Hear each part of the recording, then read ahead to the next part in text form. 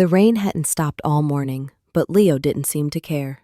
He stood by the living room window holding the little birthday card he'd made for his dad, a messy drawing of the three of them at the park, all smiles, all lies. His fingers kept tracing the crayon outlines, as if hoping the picture might come true if he touched it long enough. "Mama, do you think Dad will be here before the candles melt?" he asked, looking up at me with those wide, hopeful eyes that always made me want to protect him from everything cruel in this world. I checked my phone again. No message, no missed call, just the silent glow of the iPhone screen reflecting back the truth I didn't want to accept. Dylan hadn't said a word since last night. I forced a smile. "He'll come, sweetheart. It's your big day." But even as I said it, something inside me twisted. Dylan had changed the past year. Long nights at the office, unexplained trips to Manhattan, the sudden perfume scent on his shirts that didn't belong to me. I had ignored every warning sign for Leo's sake, for our family's sake. At 12:17 p.m., the door finally swung open. Leo brightened. "Daddy!" But the voice that followed wasn't his father's. A woman stepped in first. Perfect hair, perfect coat, perfect confidence. Jessica Vale. I had seen her once at Dylan's office party. She didn't belong in my home. Not today. Not ever. Then Dylan appeared behind her, adjusting the collar of his jacket like this was just another afternoon. No urgency, no apology. "Let's make this quick," he said. "Jessica and I have reservations in the city." Leo's smile faded. Mine died with it. The candles on the cake were still burning, but the room felt ice cold. Something in me snapped. Not loudly, not violently, but with a quiet finality that felt like the end of an era. Because in that moment, I realized Dylan hadn't just left our marriage. He was about to leave our son, too. And this birthday would change everything. Leo didn't cry right away. That was the part that broke me first. He just stared at his untouched birthday cake, the one he helped me decorate with blue frosting and tiny chocolate stars, like he couldn't quite understand why celebrating suddenly felt wrong. The candles flickered weakly, melting faster now, their tiny flames fighting a quiet battle they were never going to win. "Mom," he whispered, his voice fragile as paper. Should I wait to open my presents? Maybe Dad just forgot the time." Forgot, as if a father could forget his son's 7th birthday. I knelt beside him, brushing a crumb from his cheek. "Baby, you don't have to wait for anyone. This is your day." He nodded, but his shoulders sagged, just a little, just enough for me to see his hope collapsing in slow motion. Across the room, Dylan stood with his arms folded, impatience radiating off him like heat. Jessica hovered beside him, scrolling through her phone as if our family's unraveling was just background noise. "Mara, let's not drag this out," Dylan said, sighing. "We talked about this. It's time we all moved on." I looked up at him. "You didn't talk. You announced." He shrugged. "Same thing." The casual cruelty of it stunned me. I had loved this man. I had built a life around him. I had forgiven things no one should forgive. And now, on the one day Leo needed him most, he couldn't even pretend to care. "Daddy," Leo finally spoke, his voice trembling. "Can't you stay for cake?" "Just the cake?"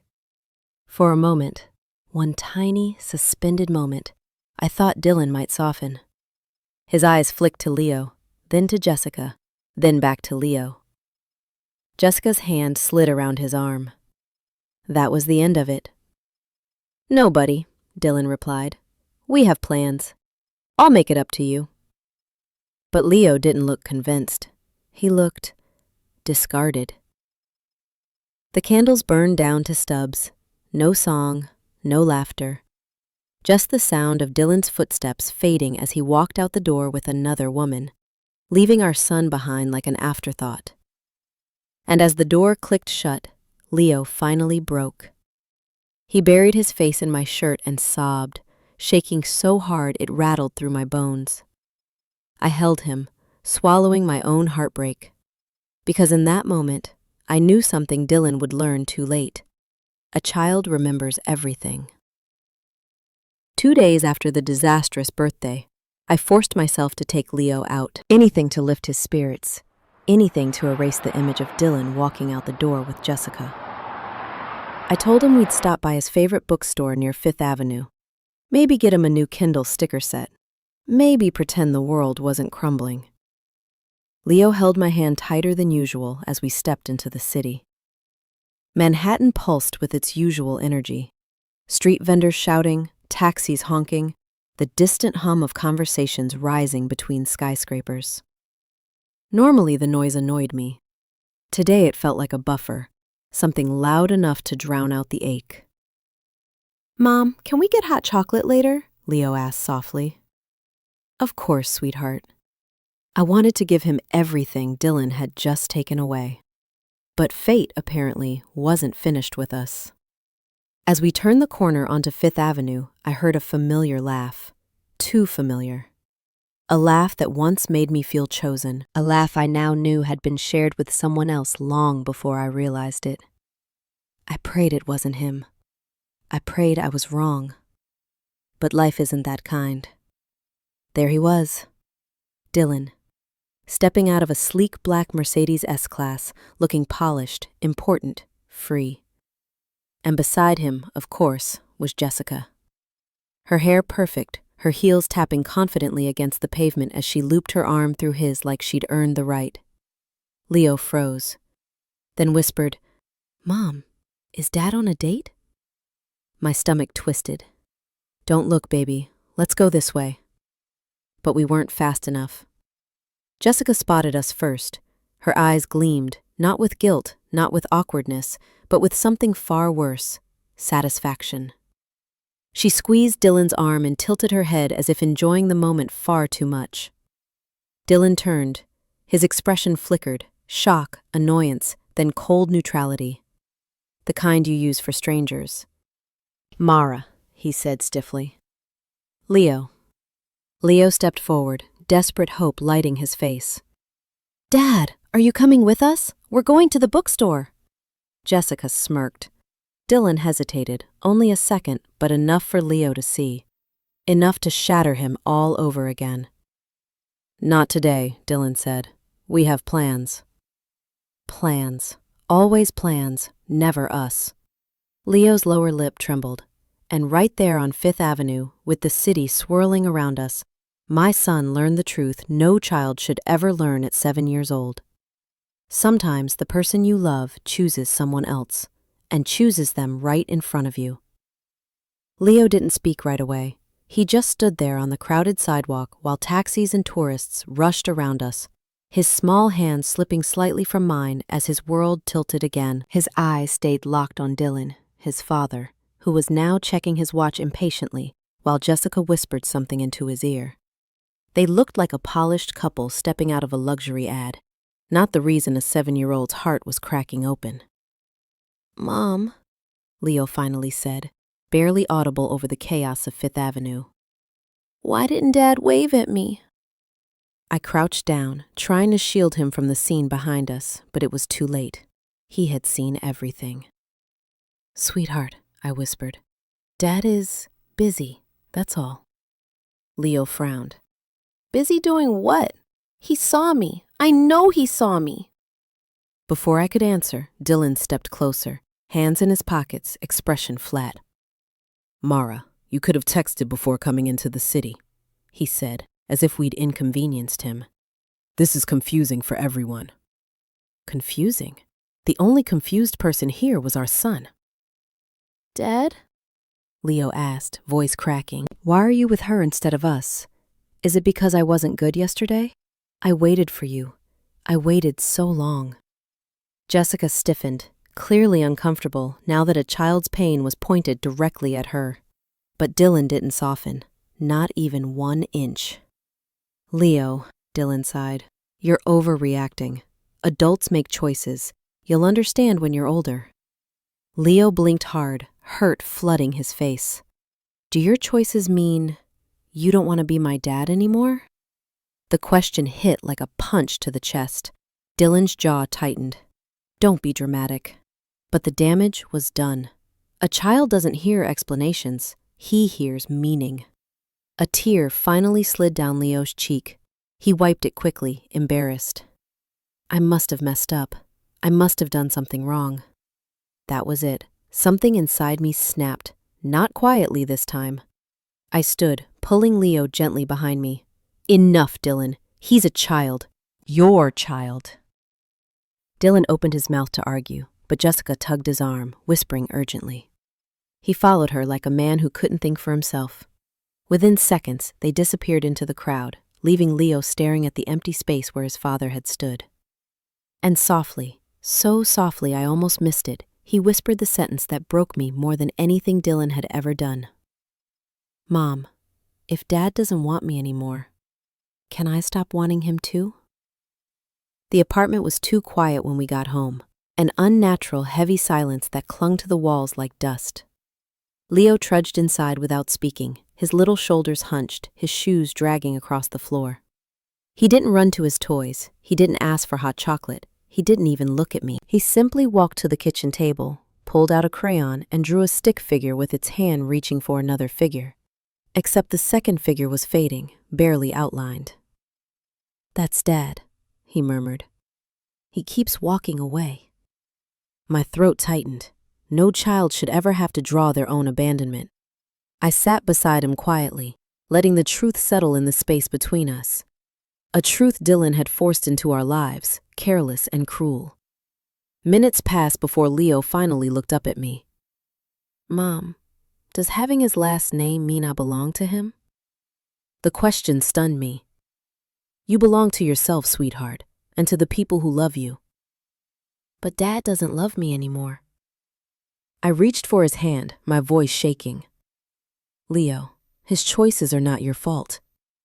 He hesitated, then whispered the words that would change everything. Can I have your name instead? Your name feels safe. Safe. He associated safety with me, not Dylan. Not the man who walked out on him twice in 3 days.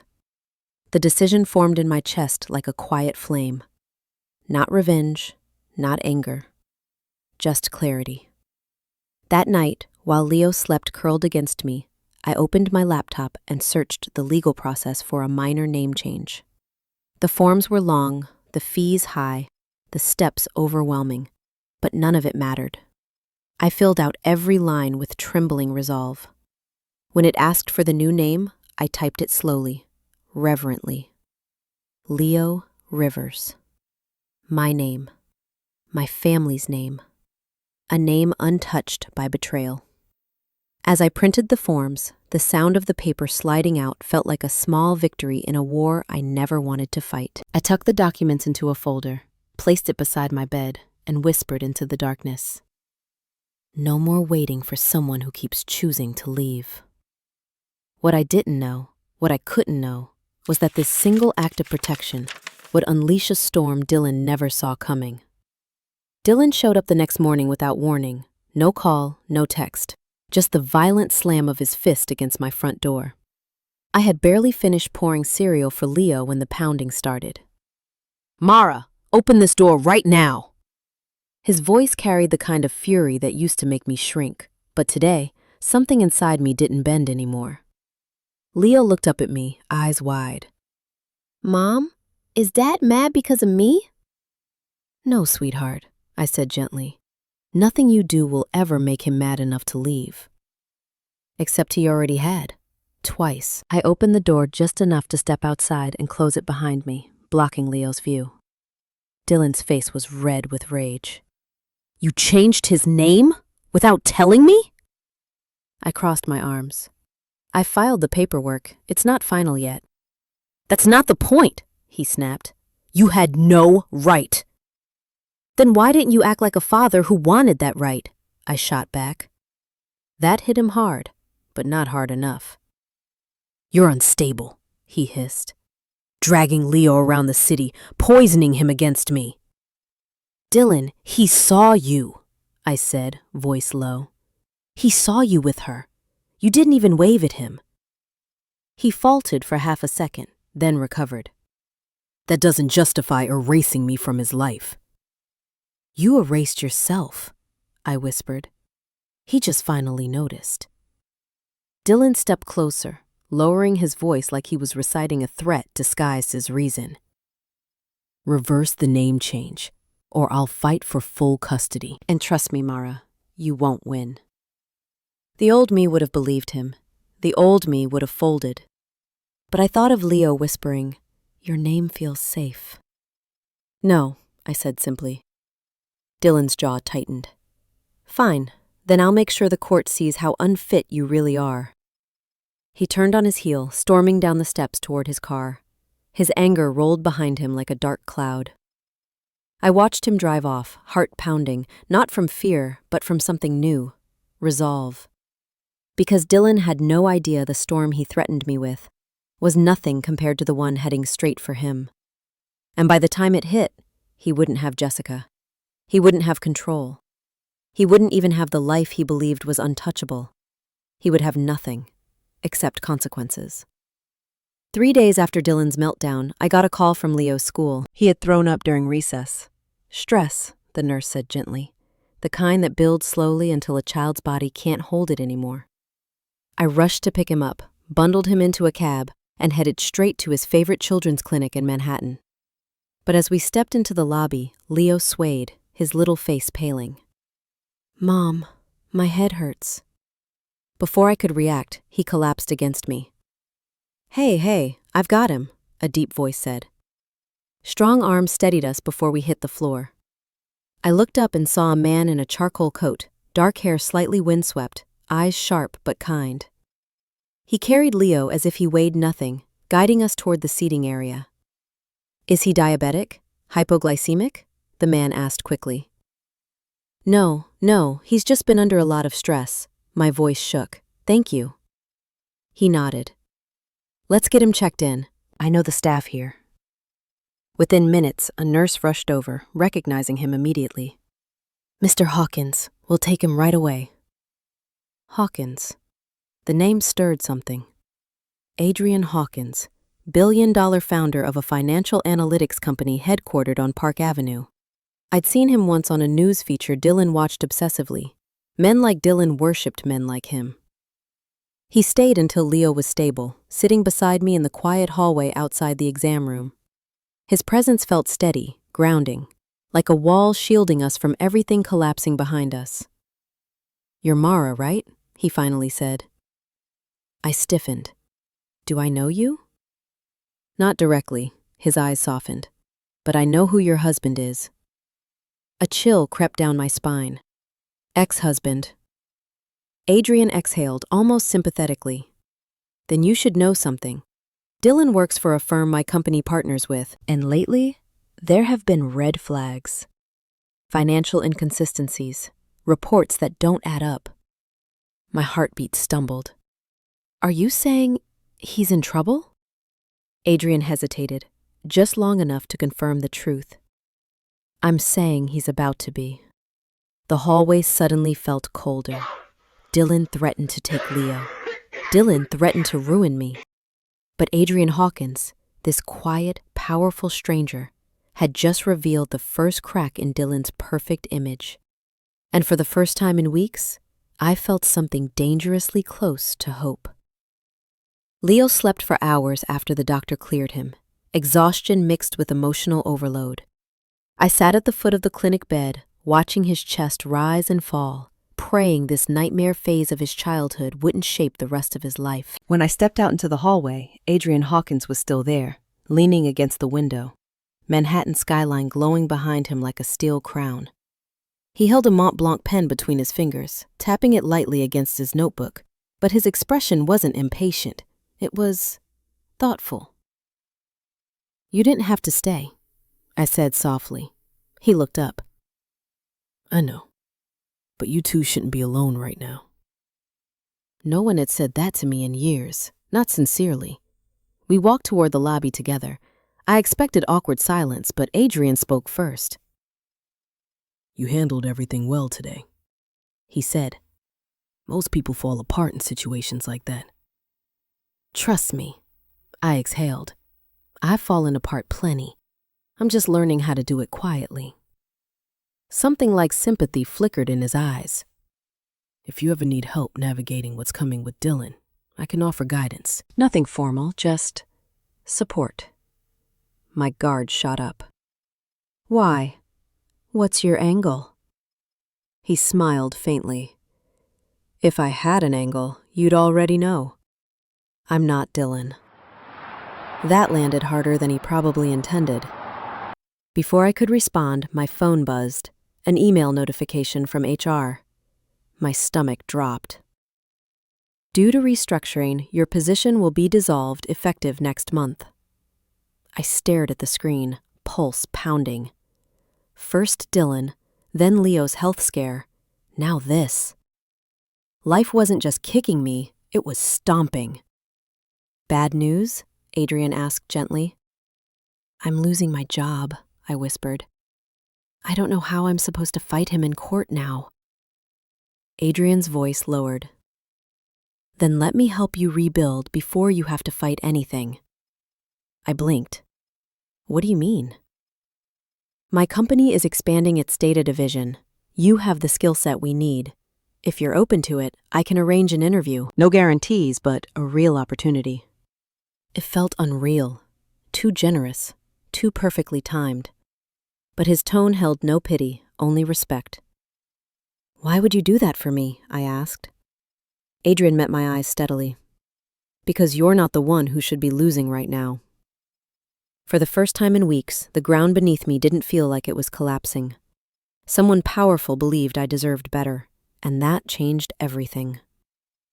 While I tried holding my life together with fraying thread, Dylan and Jessica were busy polishing their new image.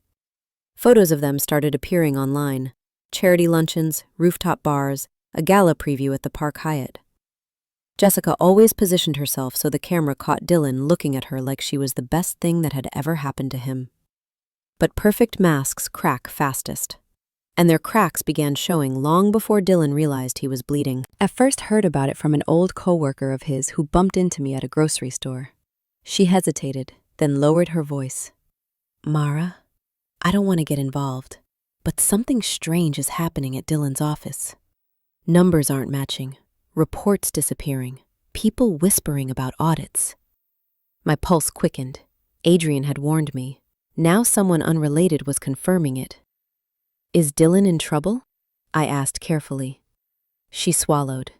If half the rumors are true, he will be. That night, unable to sleep, I checked Dylan's social media for the first time since the birthday disaster. Jessica had posted a photo of them at a sleek cocktail bar, her Cartier bracelet glinting under the low lights. Dylan looked stiff, his smile forced. I zoomed in. His eyes were tired, haunted. Stress wasn't kind to dishonest men. The next morning, I received an email, unexpected and cold. From Dylan. Mara, we need to discuss custody. Your recent behavior is concerning. Leo's name change is illegal without my consent. I'm meeting with my lawyer this week. Dylan. My recent behavior. As if protecting our child was a crime. I didn't respond. Instead, I forwarded the email to Adrian. Within minutes, he called. His tone was calm, but there was an edge to it, controlled, restrained. Do not answer him, he said. Let him make the first legal move. He's more vulnerable than he thinks. What does that mean? I asked. Adrian hesitated. Let's just say the internal audit at his firm isn't going well, and Jessica might not be standing next to him much longer. I stared at Leo sleeping beside me, clutching his stuffed dinosaur, unaware of the storm swirling around his father. For the first time, I wondered, was Dylan fighting for custody because he loved Leo?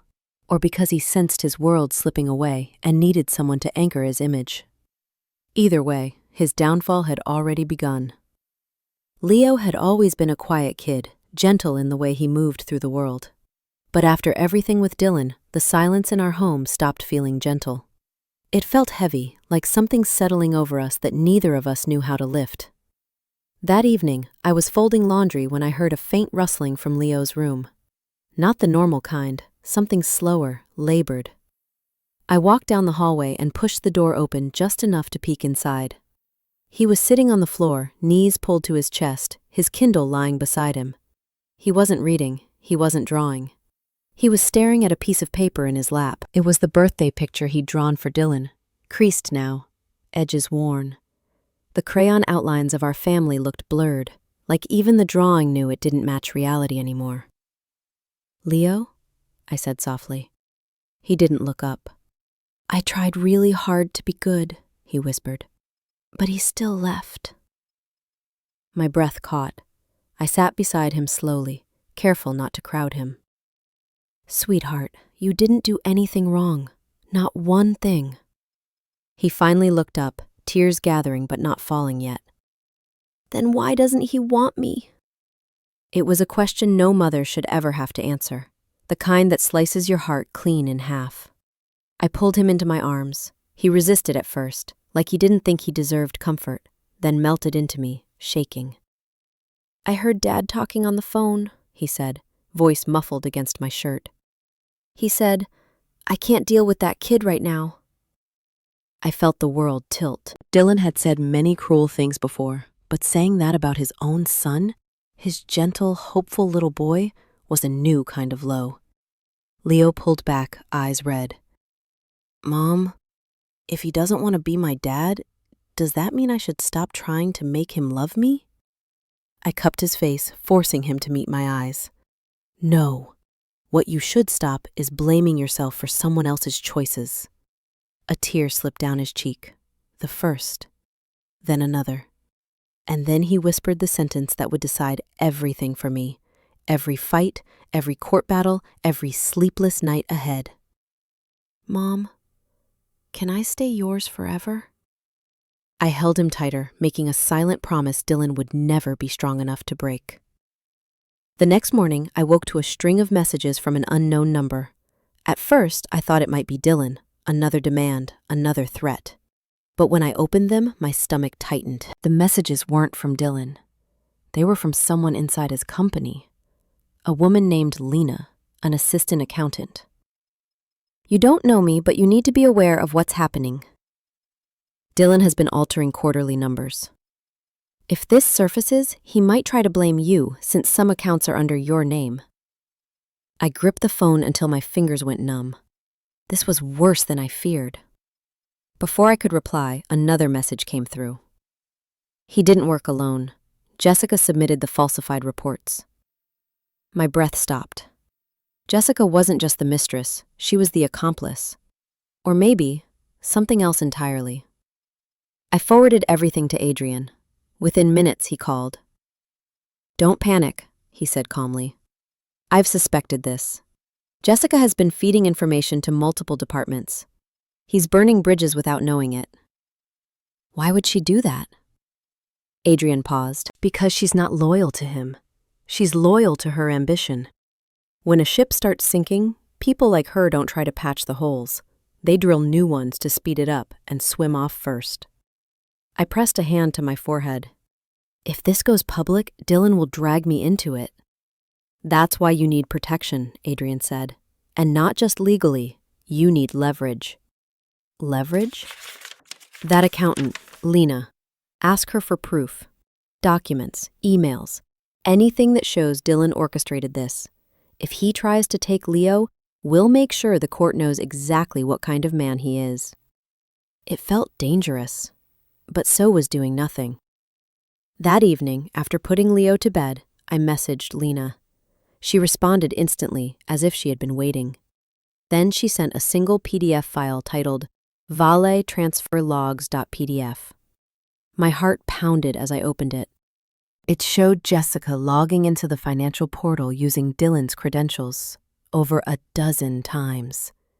The perfect mistress, the polished professional, the woman he threw his family away for. She had been building a trap around him brick by brick, and he didn't even see it. As I stared at the evidence glowing on my screen, a strange realization settled over me. Something steady, something powerful. For the first time, Dylan wasn't the one holding the cards. By the time Friday rolled around, the tension around Dylan at his company had grown thick enough to feel from miles away. Employees whispered in hallways, doors closed faster when he walked by, and meetings that once included him were suddenly happening without him. But Dylan, blinded by arrogance, thought it was just workplace politics. He had no idea the woman he trusted most was tightening the noose. That woman was Jessica, and she was far more dangerous than he ever realized. I didn't know the full extent until Lena messaged me again late that evening. She sent screenshots, internal emails, timestamps, access logs, all showing a pattern.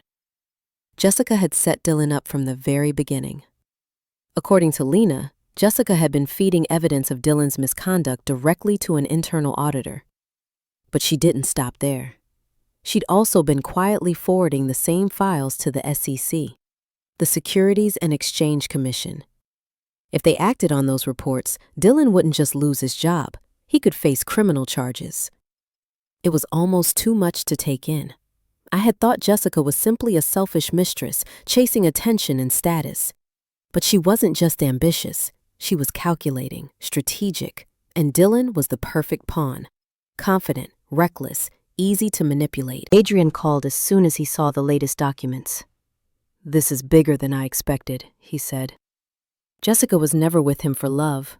She was positioning herself, securing connections, and using him as a disposable shield. "Why shield?" I asked. "Because if this blows up, she'll paint herself as the whistleblower, the hero. Dylan will be the villain, and she'll walk away stainless." I swallowed hard. "And what about me? Will he drag me into this once he realizes he's losing everything?" Adrian's voice softened. "Not if we move first. With what you have, any judge will see that Dylan's instability, not your choices, is what endangers Leo." For the first time, I didn't feel afraid. I felt ready. Meanwhile, across town, Dylan was sitting in a dim Manhattan lounge, sipping whiskey beside Jessica.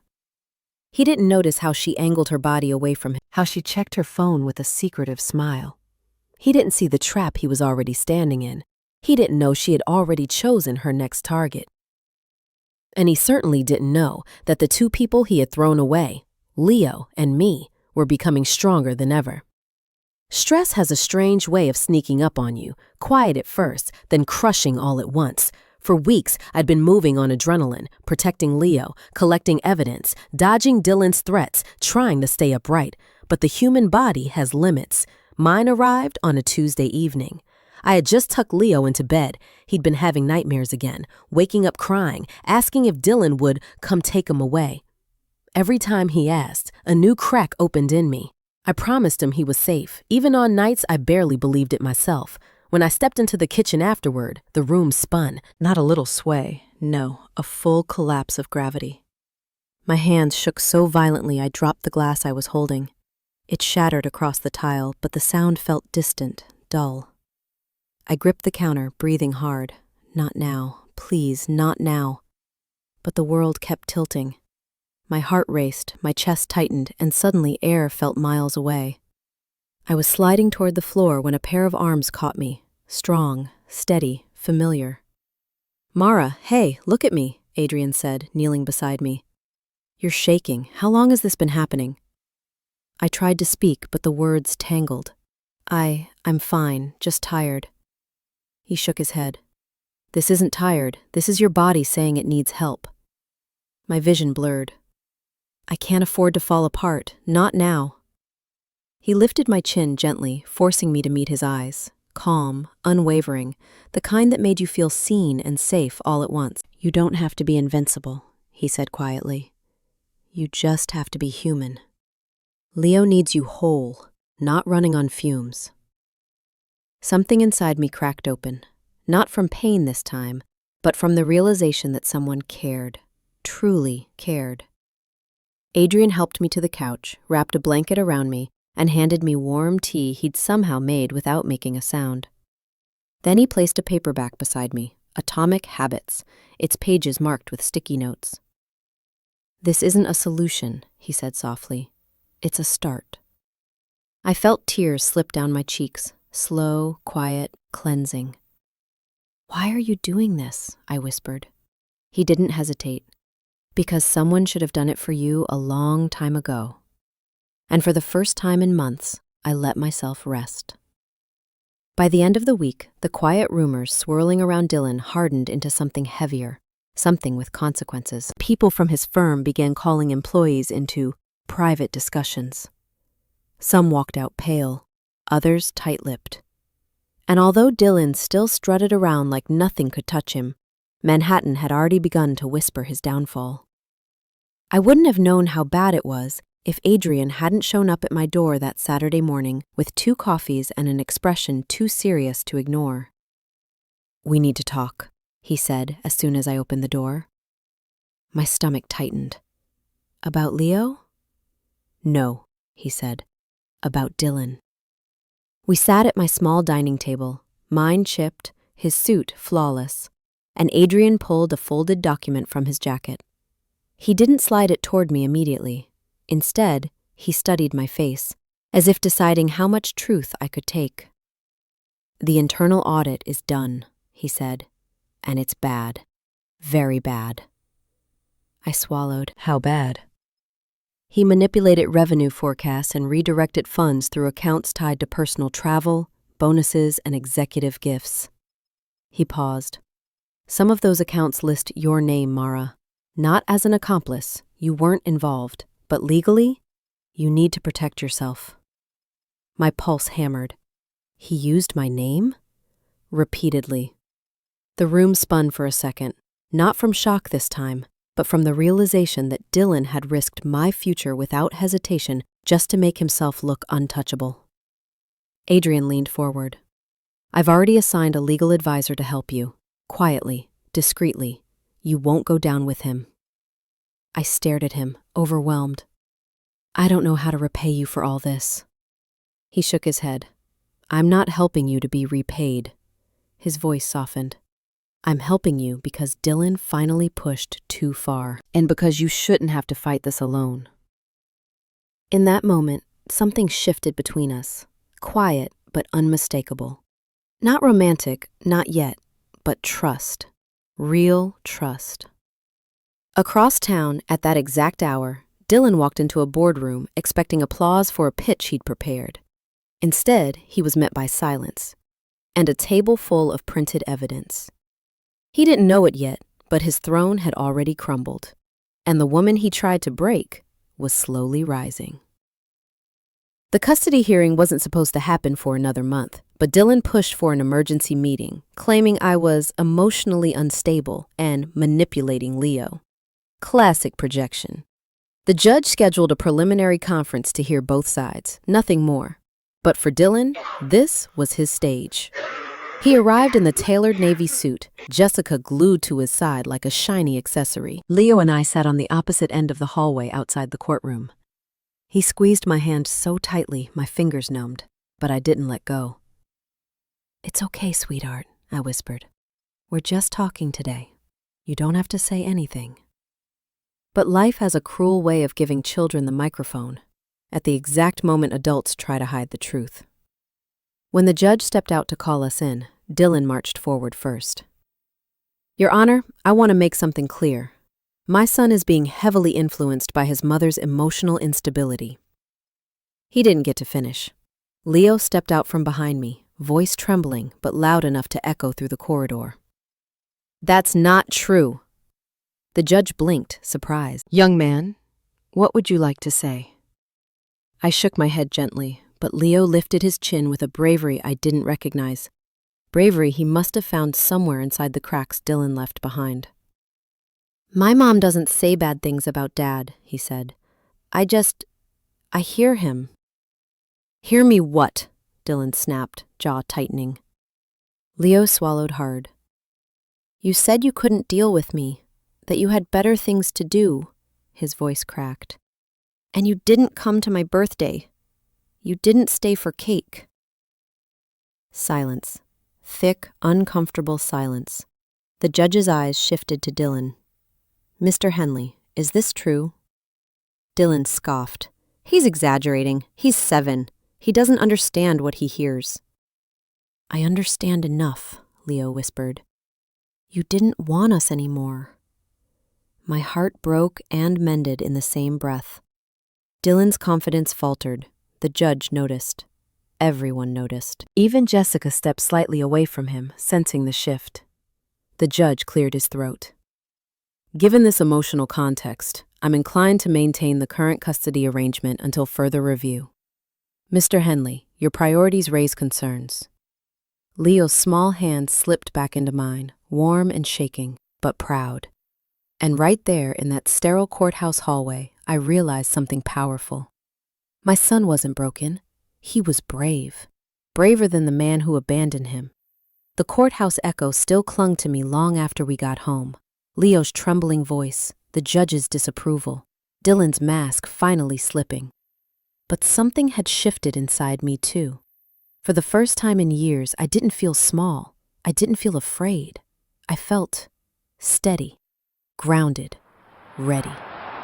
After putting Leo to bed, I stepped onto the small balcony outside our apartment. The Newark skyline wasn't Manhattan, but under the dim streetlights, it felt like the quiet breath I'd been needing for months. A soft knock came at the door. It was Adrian. He wasn't in a suit tonight, just a dark sweater, sleeves pushed up, that Mont Blanc pen tucked behind his ear like he'd forgotten it was there. "I heard how things went today," he said gently. "Are you holding up?" I exhaled. Better than I expected, worse than I want to admit. Adrian nodded, leaning against the railing beside me. Leo was extraordinary. "He shouldn't have had to be," I whispered. "No," Adrian agreed softly. "But you taught him what it looks like to stand up. He learned from you." I felt my throat tighten. No one had ever said that to me. Not meaning it, not seeing me. Adrian pulled out a folder. "There's something else you need to know. Dylan's company just suspended him, officially." My heartbeat stumbled. Suspended? As in the investigation is real, serious. And Jessica? His lips twitched. "She's distancing herself." Of course she was. I stared at the folder but didn't touch it. Part of me still can't believe this is happening. "That's because you spent years being told your reality was wrong," Adrian said. "Gaslighting doesn't fade overnight." The breeze shifted my hair, and for a moment we just stood there, two people caught in the strange space between endings and beginnings. Then Adrian spoke again, quieter this time. "You're not the same woman Dylan tried to crush. I've watched you rebuild yourself, piece by piece. Today in that courthouse, you didn't flinch. You didn't shrink. You stood tall." I felt heat rise behind my eyes, not sadness, but something like recognition. "You helped," I murmured, "more than you know." He shook his head. "Mara, you did the hard part. I'm just walking beside you." And under the soft glow of the city lights, for the first time since this nightmare began, I believed him. The official custody hearing landed on a gray Thursday morning, one of those New Jersey days where the clouds hung so low it felt like the sky itself was waiting for a verdict. I dressed Leo carefully, smoothing his collar, brushing back his hair while he held his stuffed dinosaur for courage. He didn't ask about Dylan, not once. That silence said everything. Inside the courthouse, Dylan sat confidently at his table, a new lawyer beside him. Jessica wasn't there. Not surprising, her distance had become obvious everywhere except Dylan's denial-filled mind. He still believed she'd stand beside him. He still believed people wanted to stand beside him. His lawyer opened aggressively. "Your Honor, my client has concerns regarding Miss Rivers' emotional state, financial instability, and irrational decision to change the child's last name." I remained still, unmoved. Adrian sat behind me, quiet presence, steady anchor. The judge turned to me. "Miss Rivers, your response?" I rose slowly. "Your Honor, I changed Leo's last name because he asked me to, because he felt abandoned, not influenced, hurt." Dylan scoffed loudly. "He's a child. He doesn't know what he wants." The judge raised a brow. "Mr. Henley, children know when they are loved, or not." Then came the moment that shifted the entire room. My attorney submitted our evidence, emails, transfer logs, internal audit drafts, everything proving Dylan had manipulated financial accounts and placed both his career and family at risk. Dylan's face drained of color. His lawyer flipped frantically through the pages. "These documents," the judge said slowly, "show a pattern of deception, poor judgment, and potential criminal liability." Dylan jumped to his feet. "This is irrelevant. This has nothing to do with Leo." "It has everything to do with Leo," the judge replied sharply. "How can a father provide stability when he cannot manage his own?" Then the judge asked the question that sealed Dylan's fate. "Mr. Henley, when was the last time you attended a full visitation without canceling?" Dylan hesitated. Too long. The truth sat heavy in the air. The judge turned to me. "Until further notice, primary custody will remain with Ms. Rivers. Mr. Henley, your visitation is temporarily restricted." I heard Leo exhale behind me, quiet, relieved, like a weight sliding off a child's heart. And for the first time in Dylan's life, the world didn't bend for him. It broke around him. Dylan left the courthouse that day, looking like someone had punched the air out of him. His usually perfect posture sagged. His confidence evaporated. And yet somehow, he still believed one person would stand beside him, Jessica. The woman he'd sacrificed his marriage, his son, and his dignity for. He drove straight to her luxury apartment in Midtown, the same place he once bragged about escaping to when life at home felt too demanding. But when he arrived, the doorman hesitated. "Miss Vale is not accepting visitors," he said carefully. Dylan forced a laugh. "I'm her partner." The doorman's expression didn't change. "Not anymore, sir." He tried to push past, only to be stopped gently but firmly. Meanwhile, inside the apartment Dylan no longer had access to, Jessica was finishing her final email to the SEC investigator, a neatly packaged summary of Dylan's misconduct, complete with timestamps, login patterns, and a statement framing herself as the ethical employee who finally came forward. She hit send with the calm of someone closing a deal, not a relationship. Her phone buzzed. Dylan. She declined the call. He called again. Declined. Then she typed a single message. "Dylan, I can't risk my career. I'm sorry." No explanation, no sympathy. An efficient goodbye from a woman who had already erased him from her future.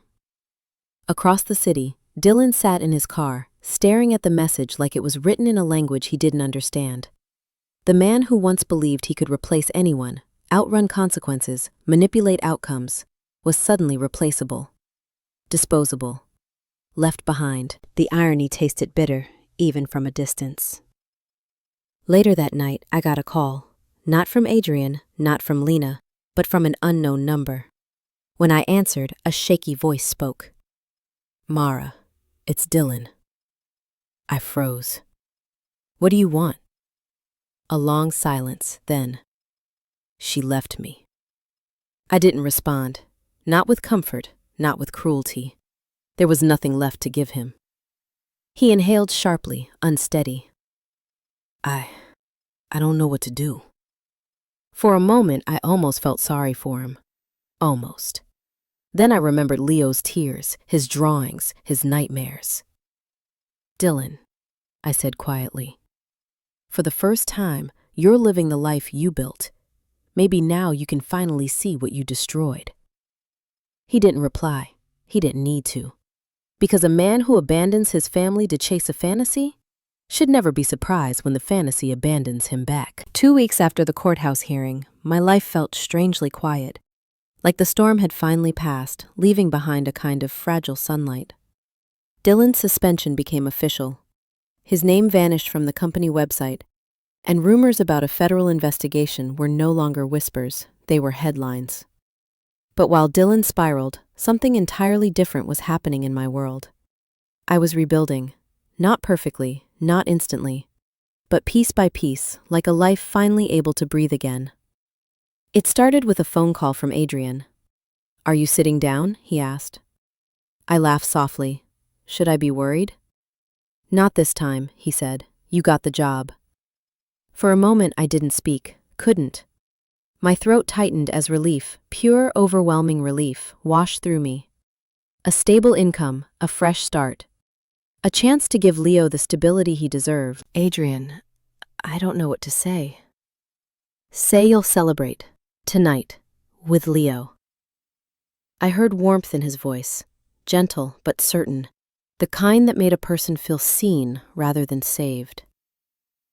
That evening, I took Leo to a small Italian restaurant near our apartment.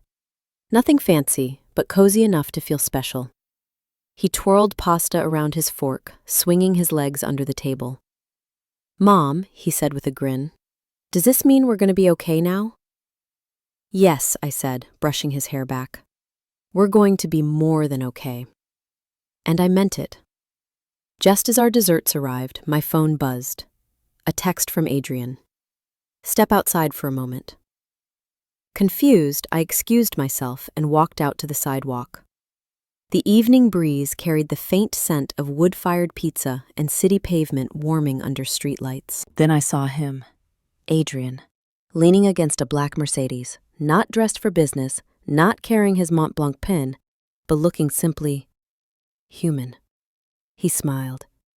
"I thought maybe we could celebrate properly." I felt my heart shift, slow and certain. "With us?" "With you," he said. "And Leo, if you'll let me." No pressure, no expectations, just sincerity. Inside the restaurant, Leo pressed his face to the window and waved wildly, his smile brighter than anything I'd seen in months. For the first time since Dylan abandoned us, I felt the future open, soft, steady, full of possibility. Not because a man stood beside me, but because I had finally chosen a life that didn't revolve around someone who didn't choose us back. And Adrian? He wasn't replacing Dylan.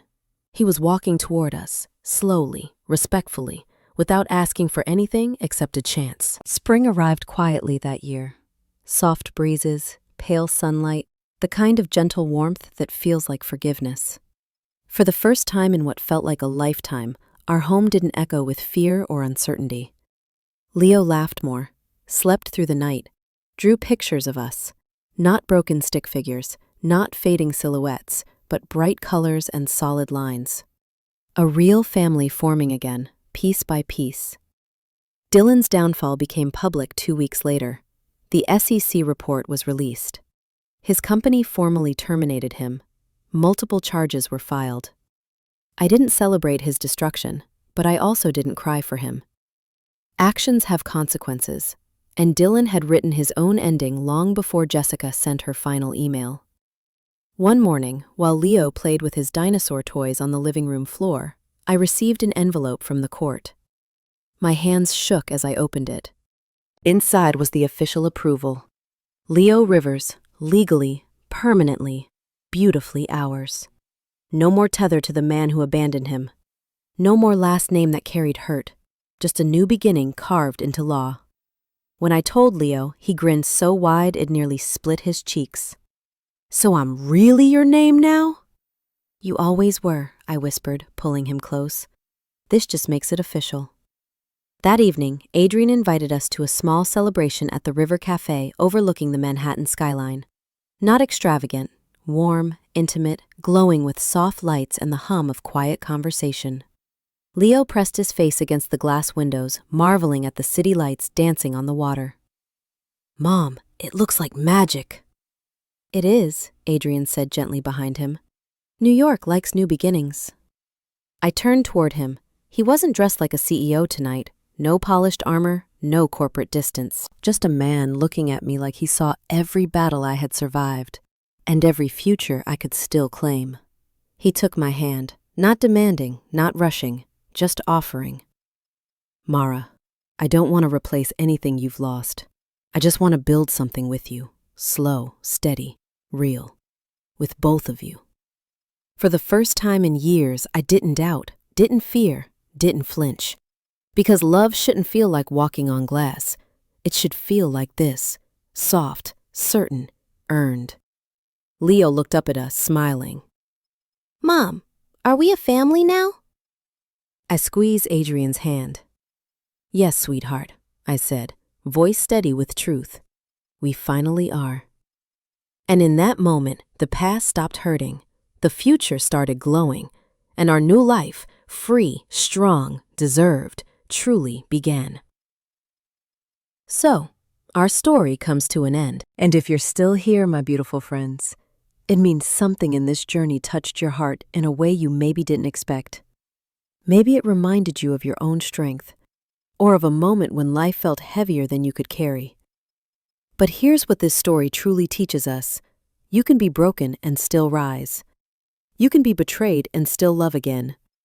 And you can lose almost everything, yet somehow gain a life that finally feels like yours. Marcus Aurelius once wrote, "The obstacle is the way." And Epictetus said, "You cannot control what happens, only how you respond." Mara's journey is proof of both. Pain did not destroy her, it sculpted her. It pushed her to protect her son, to reclaim her dignity, and to open her heart to a future she deserved all along. If this story touched you, even a little, then stay with us. Like this video, share it with someone who needs strength today, and subscribe so you don't miss the next journey of healing, courage, and rebirth. You're not alone, and you're stronger than you know. This story is a work of fiction, created entirely for entertainment, emotional reflection, and artistic storytelling. The characters, events, and situations, while inspired by real-life challenges many people face, are not based on any specific individual or actual incident. Our goal is to provide viewers with meaningful narratives that explore themes of resilience, healing, and personal growth, not to present factual accounts or real testimonies. Any resemblance to real persons, living or dead, is purely coincidental. We encourage viewers to treat this content as imaginative drama designed to inspire empathy and self-reflection. Thank you for watching, supporting, and engaging with our channel in a positive way. Your likes, shares, and subscriptions help us continue creating stories that connect, comfort, and uplift our community.